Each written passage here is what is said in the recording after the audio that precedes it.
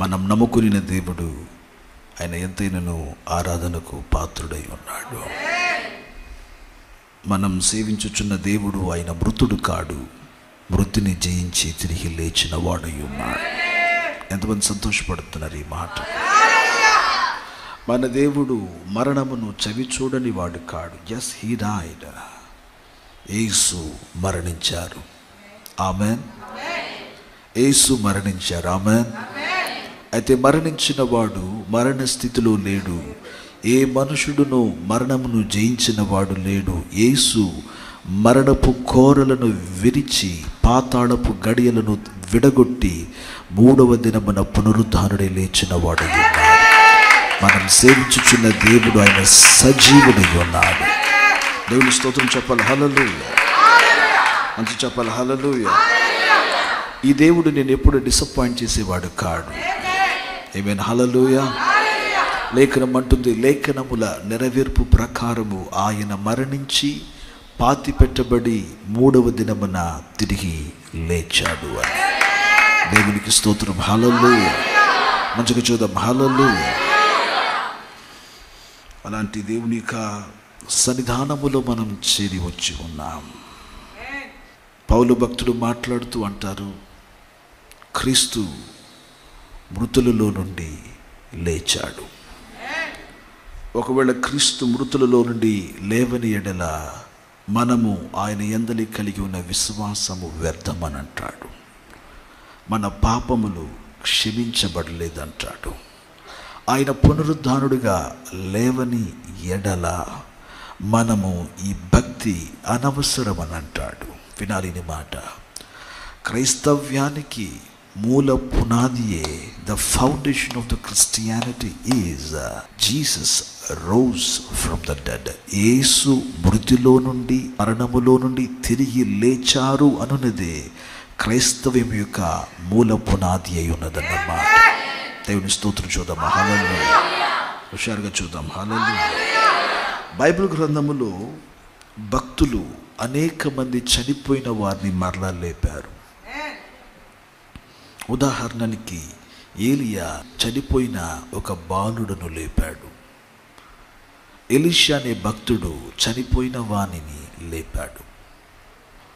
Elisha ఎముకలకు చనిపోయిన మృతదేహం తగలగా వాడు ప్రాణం పోసుకుని లేచి నిలబడ్డాడు.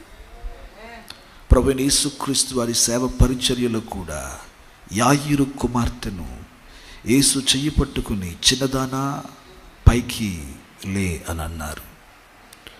అదే రీతిగా ఒక రోజున యేసుక్రీస్తు వారు యెరూషలేమునకు వస్తున్నప్పుడు నాయీను ప్రాంతమునకు చెందిన ఓ స్త్రీ యొక్క యవన కుమారుడు చనిపోయాడు. యేసు వచ్చి ఆ పాడిను ముట్టగానే ఆ యవనస్తుడు లేచి కూర్చున్నాడు.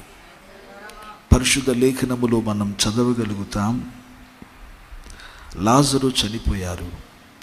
వాళ్ళ సహోదరులు యేసు ప్రభునకు కబురు పెట్టారు. యేసు ఆ వార్త విన్న తరువాత 4వ దినమునకు అక్కడికి వచ్చారు. యేసు వచ్చి దుఃఖపడ్డారు. ఆ సమాధి ఎద్దుకు వచ్చి రాతిని దొర్లించమని, పునరుద్ధానమును నేనే, జీవమును నేనే, నా యందు విశ్వాసముంచువాడు మరణించినను బ్రతుకును. దేవునికి స్తోత్రం కలుగునుగాక అని ఈ మాటను చెప్పి, లాజరు బయటకు రా అని అన్నారు. ప్రభు అన్న తక్షణమే లాజరు ప్రేత వస్త్రములతో సమాధిలో నుండి సజీవుడై బయటికి వచ్చాడు. దేవుని స్తోత్రం చూద్దాం. పాత నిబంధనలో, క్రొత్త నిబంధనలో చనిపోయిన వారు ఎందరో లేచారు. ఆమేన్. అపోస్తుల కాలములో కూడా అనేక మంది అపోస్తుల చేత చనిపోయిన వారిని యేసు బ్రతికించాడు. ఒక రోజున పౌలు ప్రసంగం చేస్తున్నారు. ప్రజలందరూ అత్యాసక్తితో వింటున్నారు. వారిలో ఒకడు ఆసక్తితో దేవుని వాక్యం వింటూ వింటూ ఆకస్మికంగా కొనుకుపడి వాడు మిద్దె నుండి క్రింద పడి చచ్చాడు. పౌలు క్రిందకు వెళ్ళి వాని మీద చేతులుంచి ప్రార్థించగా వాడు బ్రతికి వాడు బయటకు వచ్చాడు. దేవునికి స్తోత్రం కలుగునుగా. మంచి చెప్పాలి. హల్లెలూయా. And we also have a lot of accounts that people who were dead were rose from the dead. ఎవరైతే చనిపోయారో చనిపోయిన వారు తిరిగి లేచారని ఆయా స్థలాలలో సేవకుల ద్వారా మనం వింటూ ఉన్నాం. అది అబద్ధమేమి కాదు, అది వాస్తవమే. దేవుని స్తోత్రం చెప్పాలి గట్టి. బట్ నేను మాట్లాడుతున్న యేసు క్రీస్తు యొక్క పునరుద్ధానం ఇప్పుడు చెప్పబడిన సంభవాల వంటిది కాదు. ఏలయనగా ఏలియా ఎలీషాలు లేపిన వారు ఏలియా ఎలీషాలు ఎవరినైతే మరణము నుండి లేపారో వారు బ్రతికారు మరి కొంతకాలం, అయినను అటు తర్వాత వారు మరలా చనిపోయారు. యేసు యాయిరు కుమార్తెను, నాయిను విధవరాలి కుమారుని, లాజరును లేపినది వాస్తవమే. బట్ యెట్ వారి కాల పరిమాణమును బట్టి వారు మరలా చనిపోయి వారి దేహములు పాతిపెట్టబడ్డవి. అపోస్తుల కాలములో కూడా అనేక మంది చనిపోయిన వారిని దేవుడు అపోస్తుల ద్వారా బ్రతికించాడు. But still they died. మరలా కొంత కాలమునకు వారు చనిపోయారు. అయితే నేను మాట్లాడుతున్న నా యేసుక్రీస్తు వారు ఆయన మరణించినది నిజమే. మరణించిన వాడు బైబిల్ గ్రంథం మాట్లాడుతుంది ఆయన పాతి పెట్టబడ్డాడు. అయితే పరిశుద్ధ గ్రంథం ఘోషిస్తున్న గంభీరమైన బైబిల్ గ్రంథంలోని సారాంశమైన వాక్యం ఏంటంటే యేసు మరణమును జయించి 3వ దినమున లేచి ఇక ఎన్నడను మరణము నొందని వానిగా సజీవుడిగా ఉన్నాడు అనున్నది. దేవునికి స్తోత్రం చెప్పాలి. హల్లెలూయా.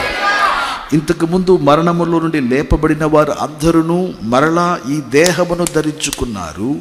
అయితే నా ప్రభు మరణము నుండి లేచాడన్నప్పుడు ఈ దేహమును కాదు, ఆయన మహిమ దేహమును ధరించిన వాడై ఉన్నాడు. యేసు స్తోత్రం చెప్పండి మంచిగా. ఒక ప్రశ్న, యేసు పరలోకములో మానవ శరీరములో ఉన్నాడా లేదా? నో. ఎస్ ఏదన్నా ఒకటి చెప్పండి. Yes, he is. ఆయన ఇప్పటికి కూడా పరలోకములో మానవ శరీరము మహిమ శరీరముగా అక్కడ ఉన్నాడు. దేవునికి స్తోత్రం కలుగునుగాక. ఆయన మంచిగా చెప్తారు హల్లెలూయా. లేకపోతే రేపు మనం అక్కడికి వెళ్ళిన తర్వాత ఆయన గాయములను మనము చూడలేము. He did not acted here. Bible గ్రంథం మాట్లాడుతుంది యేసు తిరిగి లేచిన తరువాత తన శిష్యులకు ఆయన ప్రత్యక్షమయ్యాడు అని. యేసు మందిరానికి వచ్చినప్పుడు తోమా ఆ మందిరానికి ఆ రోజున రాలేదు. లేకపోతే యేసు వచ్చిన కూడికలో తోమా ఆ కూడికకు రాలేదు. కాగా అతనికి యేసు ప్రభు లేచడనే విషయములో సందేహాలు కలిగినాయి. అతడు అన్నాడు, నేను యేసుని గాయములలో వ్రేలుంచి చూస్తే కానీ నేను నమ్ముతాను అన్నాడు. వినాలి వాక్యాన్ని.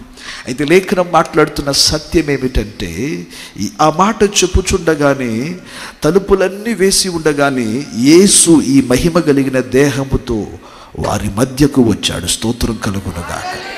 మంచిగా చెప్పాలి హల్లెలూయా. యేసు వారి మధ్యకు రాగానే అందరూ ఆశ్చర్యపోయారు. అప్పుడు యేసు మాట్లాడుతూ తోమాతో అన్నారు, తోమా నీవు నా గాయములలో వ్రేలుంచితేనే నమ్ముతానన్నావు కదరా, నీ వ్రేలును నా గాయములలో ఉంచు అని చెప్పి తోమా సందేహమును పారద్రోలి తాను పునరుద్ధానుడైనట్లుగా వారందరికీ తను తాను రుజువు చేసుకున్నాడు. దేవునికి స్తోత్రం. చూద్దామా మంచిగా. ప్రియులారా, యేసు క్రీస్తు వారి యొక్క పునరుద్ధానమనున్నది ఏదో మరణము నుండి లేవడం కాదు ప్రియులారా.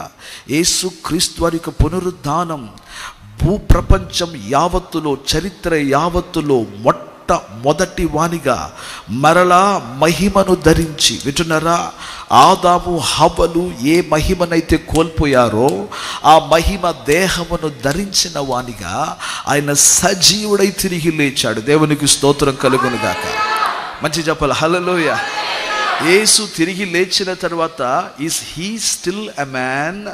యేసు తిరిగి లేచిన తర్వాత అప్పుడు కూడా ఆయన మనుషుడేనా అంటే yes, Jesus is still a man. యేసు చేసినది ఏదో 33.5 సంవత్సరాలకి మానవుడిగా ఉండటానికి కాదు, యుగాయుగములు ఆయన మానవుడిగా ఉండడానికి ఆయన ఎంపిక చేసుకున్నాడు. దేవుని స్తోత్రం చెప్పాలి గట్టిగా హల్లెలూయా. యేసు మనుషుడే, వాస్తవమే. యేసు ఏ మనుషుడు? పునరుద్ధానము నొందిన మనుషుడై ఉన్నాడు. ఆమేన్. అంటే ఈ మట్టి దేహముతో లేవలేదు, ఆయన మహిమ దేహముతో లేచాడు. ఆమేన్. హుషారుగా చెప్పండి గట్టిగా హల్లెలూయా. ఈ మహిమ దేహం, యేసు ధరించిన మహిమ దేహమునకు ఇక మరణమనున్నది లేదు, దానికి కుళ్ళు పట్టదు. దేవునికి స్తోత్రం కలుగునుగాక. మంచిగా చెప్పాలి హల్లెలూయా. అది క్షణ మాత్రములో ఎంత వేగముగానైనా పరలోకానికి ప్రయాణం చేయగలదు, క్షణ మాత్రములో భూలోకానికి రాగలదు, క్షణ మాత్రములో ఏ గదిలోకైనా తొలుచుకుని వెళ్ళగలదు. దేవుని స్తోత్రం చెప్తారు హల్లెలూయా. ఇనుము లోపలకు కూడా వెళ్ళగలిగినదే పునరుద్ధాన దేహమై ఉన్నదన్నమాట.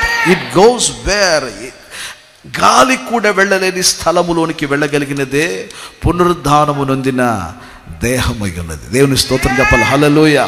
అందుకని వారందరూ తలుపులు వేసుకొని ఉన్నా సరే యేసు ఏం చేశారంట, వారి మధ్యలోనికి వచ్చారు. దేవుని స్తోత్రం హల్లెలూయా.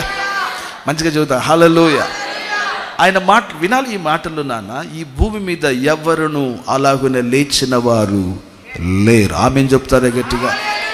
ఎన్ని పేర్లైనా చెప్పండి, ఏ నుంచి జడ్ వరకు ఏ అక్షరములోనున్న పేర్లైనా చెప్పండి, యేసు వలె మరణమును పాతాళమును జయించి తిరిగి లేచిన వారు ఒక్కరును లేరు. దేవునికి నిరంతరం మహిమ కలుగును. స్తోత్రం చెప్పాలి గట్టిగా హల్లెలూయా. మంచి చెప్పాలి హల్లెలూయా. మనమందరం చెప్పుకుంటాం యేసుక్రీస్తు వారు శుక్రవారమున ఆయన సిలువ వేయబడ్డారు అని, 3 నుండి 6 గంటల లోపు ఆయన చనిపోయారు అని. వినాలి వాక్యాన్ని. 3 నుండి 6 గంటల లోపు ఆయన చనిపోయిన వెంటనే వింటున్నారా, రోమ సైనికులు సిలువ వేయబడిన వారు చనిపోయారా లేదో అని చూడడానికి వచ్చారు. యూదుల ఆచారాల ప్రకారంగా సబాతు దినమందుకు యూదుడు సిలువ మీద వ్రేలాడడం మంచిది కాదు. కాగా సబాతు దినం వచ్చేటప్పటికి సిలువ వేయబడిన వాడిని క్రిందకు దించడం వారి ఆనవాయితీ. లేఖనం మాట్లాడుతుంది, రోమియులు ఇక సాయంకాలం అయిపోతుంది, సబాతు వచ్చి వేస్తుంది, సిలువ మీద ఉన్నవాడు చనిపోయాడా లేదా అని చెక్ చేయడానికి వారు వచ్చారు. వారు చూడగా 2 దొంగలు త్రాళ్లతో సిలువకు కట్టబడి ఉన్నారు. వారు అప్పటికి నీ ప్రాణం పోయేటట్టుగా వారు ఇబ్బంది పడుతున్నారైతే వారి ప్రాణం వారిని వేడటం లేదు. కాబట్టి వారి ప్రాణం వారిని వేడటం లేదు. కాబట్టి రోమ సైనికులలో ఒకడు వచ్చి వాళ్ళ 2 కాళ్ళ మీద కొట్టి కాళ్ళను విరగొట్టాడు. ఎప్పుడైతే కాళ్ళు విరగొట్టబడుతావో మానవ దేహం ఇంకా క్రిందకు కృంగుతుంది. ఆ బ్యాలెన్స్ లేనప్పుడు వింటున్నారా, బ్లడ్ అంతా లోపలికి ఇలా ఫ్లో అవుతుంది. కాబట్టి బ్యాలెన్స్ లేనప్పుడు ఊపిరి ఆడకుండా అతని మరణం కొన్ని క్షణాల్లో ఉంటుంది. వినాలి నా మాట. అంటే 1 గంటకు చనిపోయేవాడు వితిన్ ఫ్రాక్షన్ ఆఫ్ మినిట్స్లో ఆడు చనిపోతాడు. కాబట్టి వాని కాళ్ళను విరగొట్టారు. యేసు కాళ్ళను కూడా విరగొట్టడానికి వారి దగ్గరకు వచ్చినప్పుడు ఆయనను కదిలించగా ఆయన దగ్గర ఎటువంటి బ్రతికి ఉన్న సూచనలు కనబడలేదు. కాబట్టి ఆయన కాళ్ళను విరగొట్టలేదు. బైబిల్ గ్రంథములో రాయబడింది, నీవు నా ఎముకలను విరగనివ్వవు అని రాశాడు. ఆ లేఖన వాక్యాల ప్రకారంగా ఒకడన్నాడు, రే ఆ బరిసనందుకు అన్నాడు. ఆ బరిసనందుకుని చూస్తున్నప్పుడు ఆయన చనిపోయాడా లేదా అని చెక్ చేసుకోవడానికి. ఎందుకనంటే రోమా సైనికులు they should make sure the criminal should die. కాబట్టి వారు ఆ బరిసను తీసుకుని యేసుక్రీస్తు వారి యొక్క ఈ బ్రక్కలో పొడిసిన వెంటనే అప్పటికి యేసుక్రీస్తు రక్తం అంతయు చింది ఉన్నది. కాబట్టి ఈ హృదయము దగ్గర వింటున్నారు, ఈ హృదయము దగ్గర అడుగున కొంచెము రక్తము మిగిలిన శరీరంలో ఉన్న నీరంతా వచ్చి అక్కడ ఇమిడి ఉన్నది. కాబట్టి పొడిచిన వెంటనే హార్ట్ రప్చర్ అయింది. కాబట్టి ఆ రప్చర్ అయిన హార్ట్లో నుండి వింటున్నారా, ఆ రక్తమును నీరు యావత్తు చిందుకుంటూ బయటకు వచ్చినందువలన యేసు చనిపోయారని వారు నిర్ధారణ చేసుకున్నారు. ప్రియులారా, భూలోక చరిత్రలోనే యేసుక్రీస్తు నొందిన ఆ భయంకరమైన శ్రమలు సామాన్యమైనవి కావు. దానిని మనం ఈసారికి ధ్యానించలేకపోయాం. కానీ మెల్ Gibson the passion of the Christ అనే ఒక మూవీ తీశాడు కదా, అది యేసుక్రీస్తు మరణమునకు ఇంచుమించు సరి సమానంగా దానిని తీశాడు.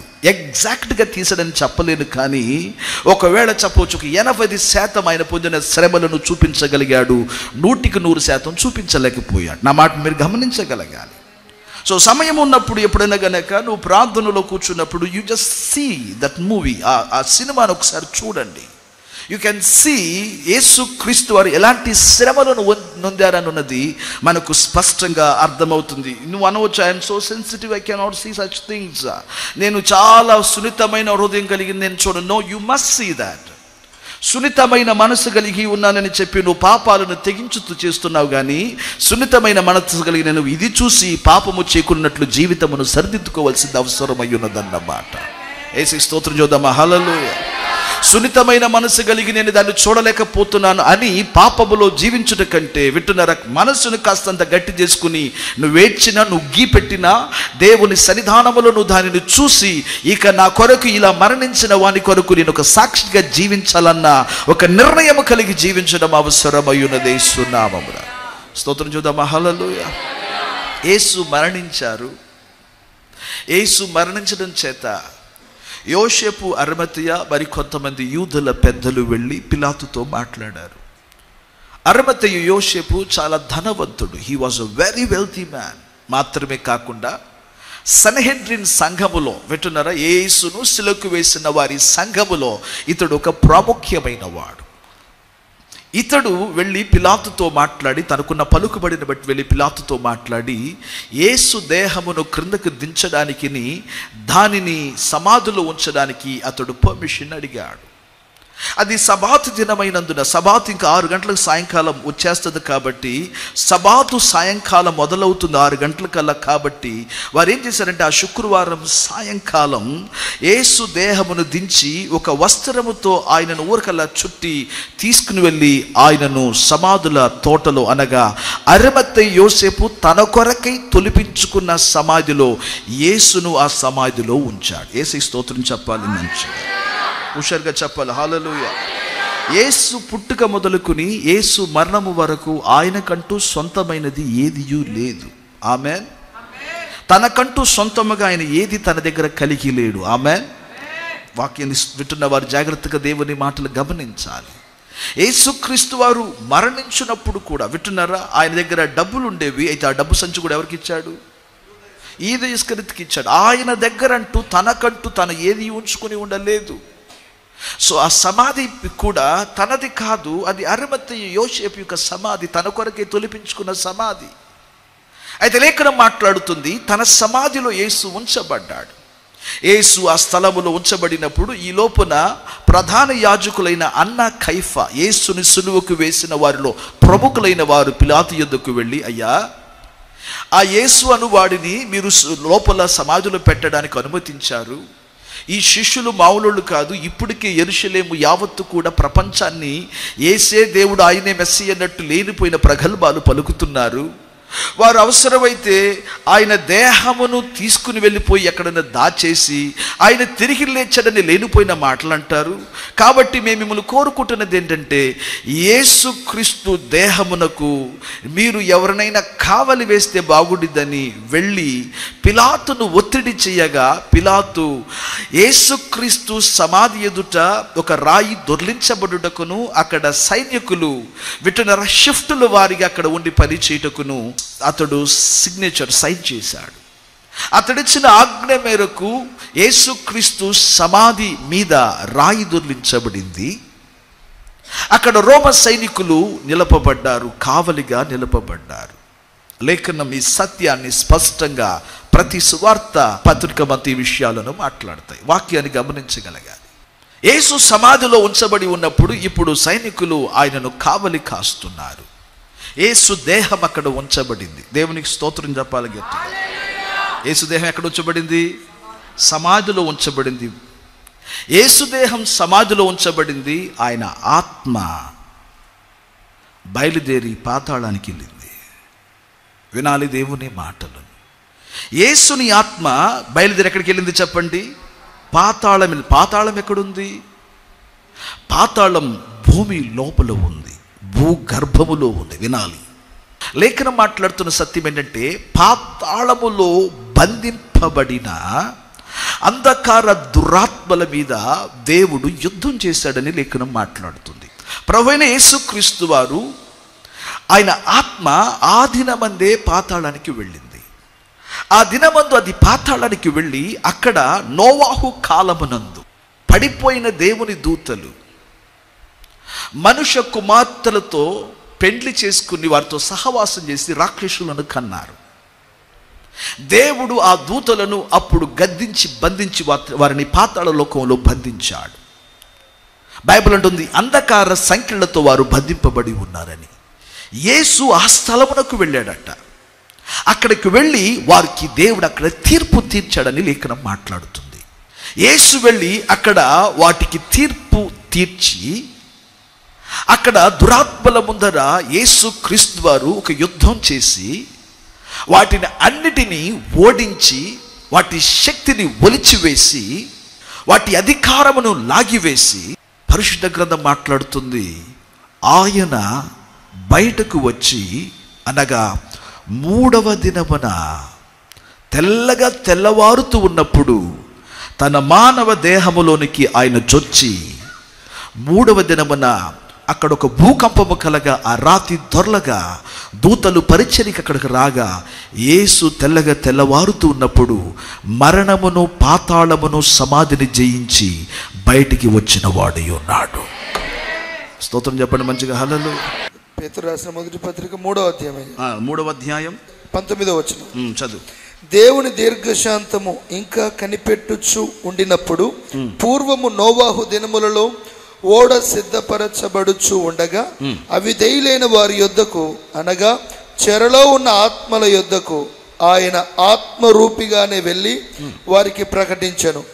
ఆ ఓడలో కొందరు అనగా 8 మంది నీటి ద్వారా రక్షణ పొందిరి. దానికి సాదృశ్యమైన బాప్తిస్మము ఇప్పుడు మిమ్మును రక్షించుచు ఉన్నది. అదేదనగా దేవుని స్తోత్రం. హల్లెలూయా. మంచిగా చూద్దాం. హల్లెలూయా. లేఖనం మాట్లాడుతున్న సత్యం ఏంటి?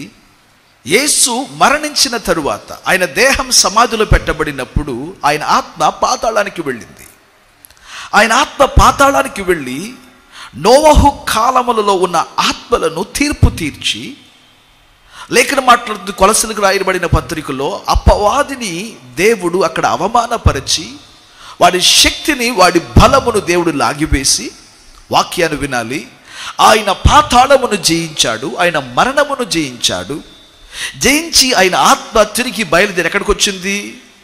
ఏ సమాధిలో అయితే తన దేహం ఉంచబడిందో ఆ సమాధిలోకి జ్వరబడగా ఆ మన్నైన దేహము మహిమ దేహంగా మార్చబడింది.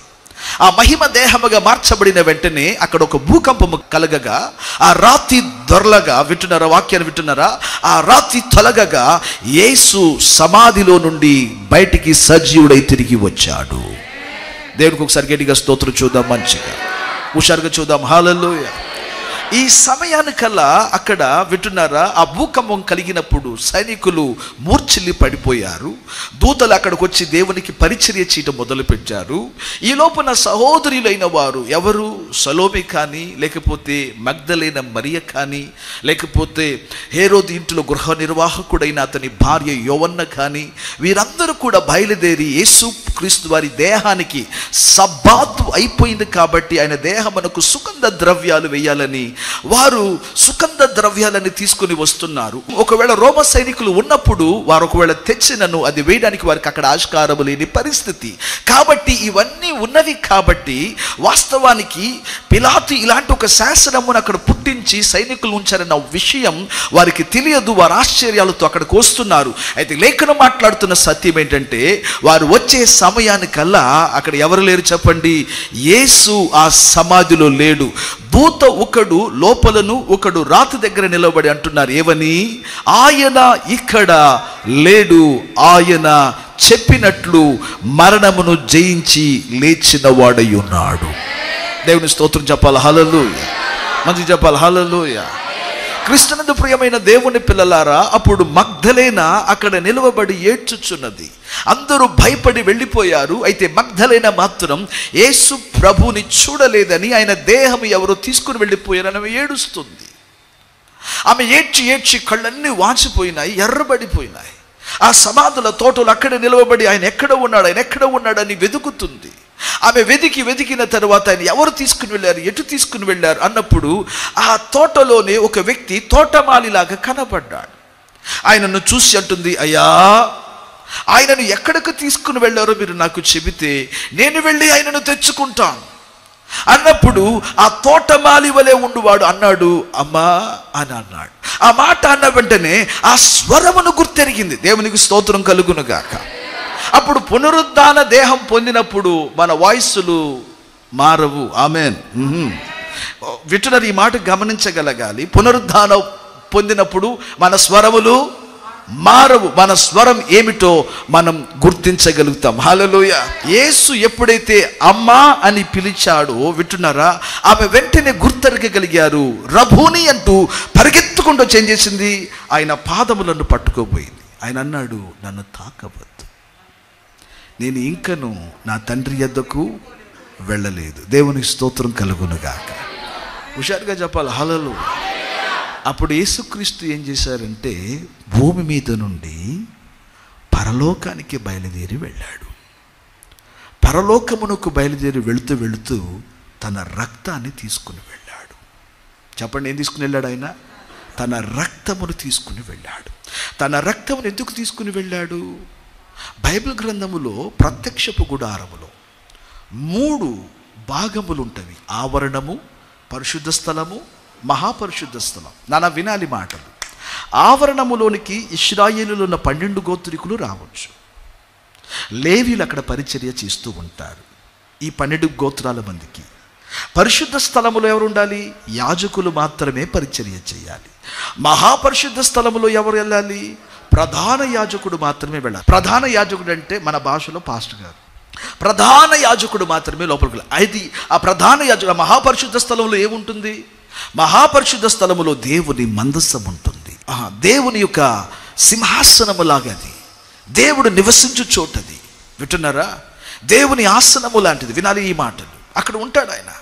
అప్పుడు ఆలోచన చేస్తే ప్రియమైన దేవుని పిల్లలారా, ఈ ప్రధాన యాజకుడు సంవత్సరానికి ఒక్కసారి ఒక బలిని వధించి దాని రక్తాన్ని పట్టుకుని వస్త్రములను తొడిగించుకుని ఆ వస్త్రము క్రిందర ఏంటది దానిమ్మ గింజలు వంటి దానిమ్మలు తగిలించుకుంటే అతడు నడుస్తుంటే జల్ జల్ అనే సౌండ్ వస్తుంది. వింటున్నారా? ఆ దానిమ్మ గింజలన్నీ మ్రోగుతూ ఉంటాయి, ఆ గంటలు మ్రోగుతూ ఉంటాయి. ఆయన లోపలికి వెళ్ళేటప్పుడు ఒక పెద్దని తాడును ఆయన నడుముకు కట్టేవారు. ఎలయనగా యోగ్యుడిగా లోపలికి గనక ఆ తెర లోపలికి గనక వెళితే అతడు యోగ్యుడైతే దేవుని ఎదుట కనికరం పొంది మళ్ళా తిరిగి వస్తాడు. ఒకవేళ వాడు యోగ్యత లేకుండా గనక అక్కడ నిలబడితే వాడు అక్కడే చస్తాడు. వాడు చనిపోయినప్పుడు గనక ఎవరైనా గనక అతను బయట తీసుకుని లోపలికి వెళ్తే వాడు చస్తాడు. లోపలికి వెళ్ళిన వారు చావకుండానట్లుగా తాడు కట్టి ఒకవేళ చనిపోతే బయటికి లాగేవాడు. ఒకే ఒక రుజు బ్రతికున్నాడు అనడానికి ఏంటంటే మ్రోగుతున్న గంటలు. స్తోత్రం కలుగునుగాక. సో లోపల ఉన్నప్పుడు మనోడు ఇట్టే ఏదో ఒక రకంగా కదులుతూ ఉండాలి. బయట ఉన్న వాళ్ళందరికీ ఏంటిది గుర్తు? ఊరంతా బయట కూడి ఉంటుంది. ఊరంతా బయట కూడి ఉండి ఈ మనందరి పాపముల పక్షమున వింటున్నారా, మన ఇశ్రాయేలు ప్రజలు చేసిన ప్రతి పాప పరిహారం నిమిత్తమై మన కొరకు ఒక పెయ్య వధించబడినది, దాని రక్తము పట్టబడినది. మన పక్షమున, మన పాపముల పరిహారము పక్షమున ఇదిగో ప్రధాన యాజకుడు మన పాపములు పరిహరించబడాలని దేవుని యొద్దకు బలి పశువు రక్తమును తీసుకుని వెళ్ళుచున్నాడు. ఎక్కడికి? మహాపరిశుద్ధమైన స్థలములోనికి. మేబీ అదే చివరి రోజు కావచ్చునో, మరలా తిరిగి వస్తాడో తెలియదు. అతడు భయముతోనూ వణుకుతోనూ శుద్ధితోనూ రక్తమును చేతబట్టుకుని ఇశ్రాయేలు యొక్క పాప విమోచనము కొరకు ఆ రక్తాన్ని లోపలికి పట్టుకుని వెళ్తాడు. అదే రీతిగా మన ప్రధాన యాజకుడైన యేసుక్రీస్తు వారు తాను మరణించిన తరువాత పరలోకములో మన కొరకు ఒక దైవాలయం ఉన్నది. పరలోకములో మన కొరకు మానవ హస్తములతో కట్టబడని ఒక ప్రత్యక్షపు గుడారమైన దేవుని వాసం అక్కడ ఉన్నది. అక్కడ మహాపరిశుద్ధమైన స్థలములోనికి తండ్రి యొద్దకు మనందరి పక్షమున, అనగా ఆ రోజుల ప్రధాన యాజకుడు ఒక్క ఇశ్రాయేలీల పక్షమున రక్తాన్ని తీసుకుని వెళ్ళాడు. ఈ ప్రధాన యాజకుడైతే సర్వ మానవాళి యొక్క పాప పరిహారం నిమిత్తమై తానే బలిగా మార్చబడి తన రక్తమును, ఆయనే ప్రధాన యాజకుడిగా మారి ఆ రక్తమును ఇదిగో జీవము కలిగిన యెహోవా యొద్దకు, అయ్యా పరిహరించవా వారి పాపములనంటూ ఆయన పరలోకమునకు ఎక్కి వెళ్ళిన సందర్భమే యేసు ఇక్కడ మాట్లాడిన సందర్భమై ఉన్నది.